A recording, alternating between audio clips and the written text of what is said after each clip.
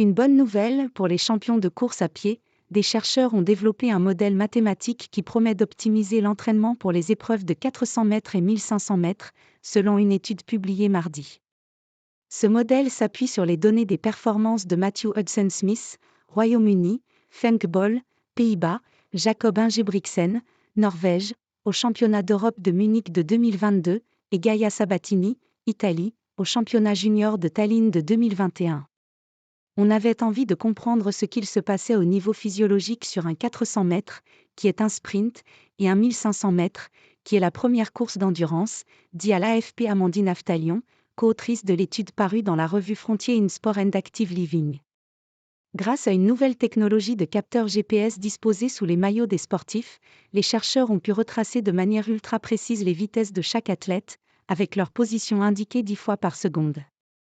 Ils y ont intégré des équations calculant des variables physiologiques, la dépense d'énergie durant l'effort, la consommation maximale d'oxygène, VO2 max, l'économie de course et le contrôle moteur, c'est-à-dire le rôle du cerveau dans le processus du mouvement comme la motivation, qui joue sur le délai d'action. Autant de données qu'il n'est pas possible de mesurer in vivo durant la course, mais auxquelles les calculs donnent accès, relève la mathématicienne, chercheuse au CNRS. Les scientifiques ont ensuite fait varier ces paramètres et observé comment ils influaient sur les courbes de vitesse des champions. Grâce à la quantification des coûts et des bénéfices, le modèle donne accès de manière instantanée à la meilleure stratégie pour que le coureur performe plus de manière optimisée, résume le CNRS dans un communiqué. L'étude montre ainsi l'importance d'un départ rapide dans les 50 premiers mètres, pour des raisons liées à la vitesse de consommation d'oxygène, ou celle d'une moindre décélération à la fin d'un 400 mètres. Les simulations expliquent notamment les performances du coureur du 1500 mètres Jacob Ingebrigtsen par sa capacité à atteindre rapidement sa consommation maximale d'oxygène et à la maintenir tout au long de la course.